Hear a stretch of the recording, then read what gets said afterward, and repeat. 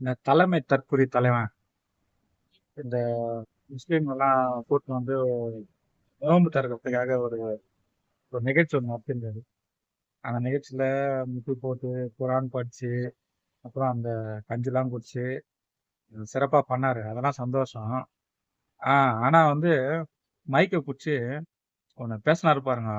அப்படியே தமிழ்நாடே ஆச்சரியப்பட்டு போயிடுச்சு. என்ன பேசினாருன்னா, நம்ம அரசியலுக்கு வந்தப்போ நம்மள ஏ டீமு பி டீமு அப்படின்னாங்க. நம்மள அப்புறம் எதுவுமே பண்ண முடியல. அதுக்கப்புறம் என்னடா பண்ணலாம் இந்த விஜய அப்படின்னு நினைக்கும் போது இப்போ கூட்டணி வந்து அந்த டீமு இந்த டீமு அந்த கட்சி இந்த கட்சி அப்படின்னு நம்மள வந்து முடிச்சு விட பாக்குறாங்க அப்படின்னு சொல்லிட்டு சொன்னாரு. நாய் இன்னும் 20 நாள் தான் எலெக்ஷன் இருக்குது.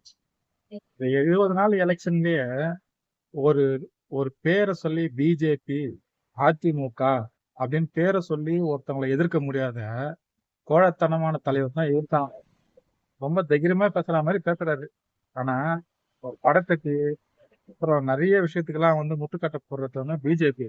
ஆனா இதற்காக எதுக்குமே வந்து குரல் கொடுக்காதவரு இப்போ பி டீம் ஏ டீம் அந்த கட்சி இந்த கட்சி அந்த டீம் இந்த டீம் இப்படின்னு வாய்ப்பு வந்ததெல்லாம் உளறினது. உனக்கு தெம்புண்டா திராணிண்டா பிஜேபி கட்சி அதிமுக கட்சின்னு நேரடியாக எதிர்க்கிறதுக்கு உனக்கு தெம்பு இல்லை திராணி இல்லை.